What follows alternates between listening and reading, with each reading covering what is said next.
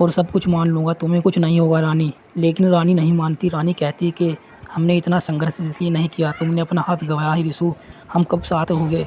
तभी अभिमन्यु रानी के घर आता है। वह रानी से प्यार की बात करने आया होता है। तभी रानी के दिमाग में एक शैतानी आइडिया आता है। वह रिशु को सब बता देती है और अभिमन्यु के साथ मूवी देखने के लिए जाती है और अभिमन्यु से शादी करने के लिए पूछती है।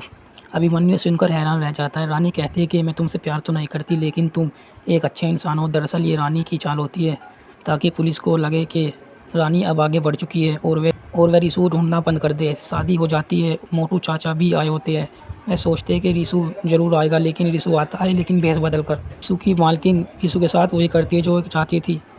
रानी रिशु को उस लड़की के साथ देख लेती है और छत पर जाकर बहुत सारी शराब पी लेती है।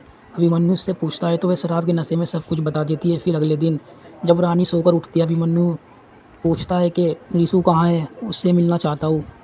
वह उससे मिलता है और कहता है कि मैं तुम्हारी मदद करूँगा, मैं डॉक्टर हूँ तो मुझे पता है तुम्हें यहाँ से कैसे निकालना है। रिशु पूछता है कि तुम मेरी मदद क्यों करना चाहते हो। अभिमन्यु कहता है कि मैं रानी से प्यार करता हूँ इसलिए। अभिमन्यु उसे अपने पुराने क्लिनिक में छिपा देता है और रानी को एक झील में घुमाने के लिए ले जाता है। रानी अभिमन्यु से कहती है कि मैंने न्यूज़पेपर में पढ़ा था कि यहाँ मगरमच्छ बारिश की वजह से आ गए हैं। अभिमन्यु कहता है मगरमच्छ तो आएगी, ये उनका घर है और हम बिना पूछे आ गए हैं। रानी जी मुझे धोखा देने वाले बिल्कुल पसंद नहीं है। अभिमन्यु रानी को अपनी पुरानी कहानी बताता है कि उसके चाचा ने उसकी ज़मीन हड़प ली थी तो उसने जंगल से सांप मंगाकर अपने चाचा के कमरे में छोड़ दिए। अब अभिमन्यु का असली रूप सामने आ रहा था।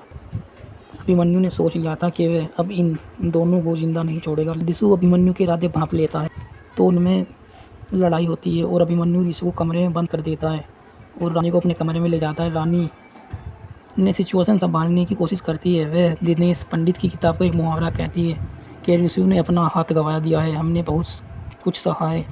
तभी अभिमन्यु अपना वो रूप खोलता है जो कि दिनेश पंडित की किताबों से भरी हुई होती है। रानी हैरान रह जाती है कि उसने सब पहले से प्लान किया था। अभिमन्यु रानी से कहता है कि तुम्हें डरने की ज़रूरत नहीं है, लेकिन रानी को रिशु की चिंता रहती है तो वह पुलिस को बताने की सोचती है और पुलिस स्टेशन जाती है, जो सीन हमने शुरू में देखा था। फिर मोटू चाचा ने अपने बड़े भाई को फ़ोन किया और कहते हैं मैंने कहा था ना रानी को एक दिन घसीट कर लाऊंगा। पुलिस रानी को हिरासत में लेती है और पुलिस अभिमन्यु और रिशु को ढूंढने के लिए उनके घरों पर जाती है, पर दोनों ही नहीं मिलते।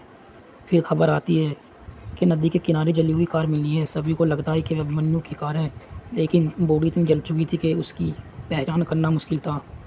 फिर पुलिस रानी को मारने पीटने की वीडियो बनाकर वायरल कर देती है ताकि रिशु ये देखकर बाहर आ सके। फिर रिशु एक वीडियो बनाकर भेजता है और कहता है कि रेलवे ब्रिज पर एक ट्रेन को रोका जाए, रिशु वहाँ सिलेंडर कर देगा।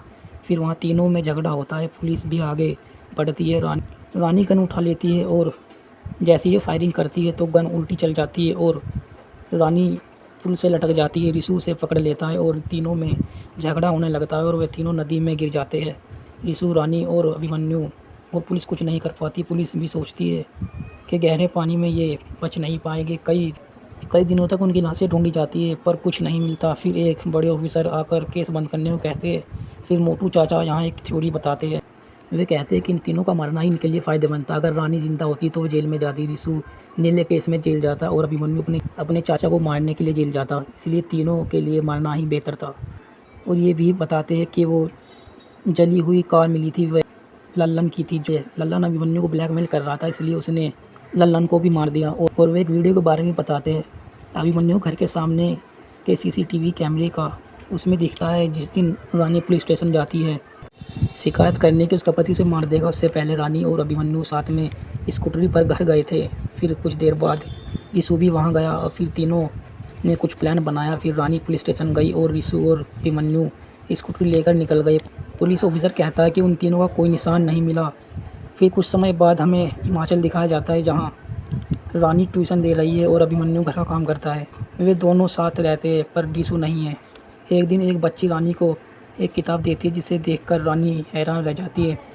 दूसरी तरफ मोटू चाचा के पास दिनेश पंडित की किताब होती है। उसमें लिखा होता है कि कैसे प्रेमी जोड़े मगरमच्छ से ही बच के निकल जाते हैं। अब हमें पता चलता है कि उन तीनों ने मिलकर प्लान बनाया था कि मरने का नाटक करेंगे और ताकि पुलिस से वे आज़ाद हो सके। रानी पुलिस स्टेशन जाकर मदद मांगेगी। अभिमन्यु सारे सबूत मिटा देगा और सबको लगेगा कि क्यों मर चुका है। पुल के नीचे 1 किलोमीटर तक रास्ता खाली था। वे तीनों वहां से निकलने वाले थे पर अभिमन्यु धोखा दे देता है। उसने रिशु का नकली हाथ खींच लिया था और रिशु को मगरमच्छ खा गया था। मोटू चाचा ये जानकर हैरान रह जाते हैं। उन्हें और अभिमन्यु को एक जगह बुलाया जाता है। उन्हें रानी ही बुलाती है। अभिमन्यु को पता चल जाता है कि रानी को सब पता चल गया है कि उसने रिशु को धोखा दिया था। फिर रानी कहती है कि वे अगर रिशु की नहीं तो किसी की नहीं, और सुसाइड पॉइंट से खुद को गिरा देती है। मोटू चाचा रेस्क्यू टीम बुलाते हैं, लेकिन रेस्क्यू टीम को कुछ नहीं मिलता और अभिमन्यु को अरेस्ट कर लेते हैं। फिर हमें एक दिन पहले का सीन दिखाया जाता है। रानी पानी से बाहर निकलकर दुखी हो रही थी, जैसे कि वे रिशु के लिए दुखी हो, पर असल में रिशु मरा नहीं था। रानी और रिशु नदी से बचकर निकल गए और फिर से मिल गए थे।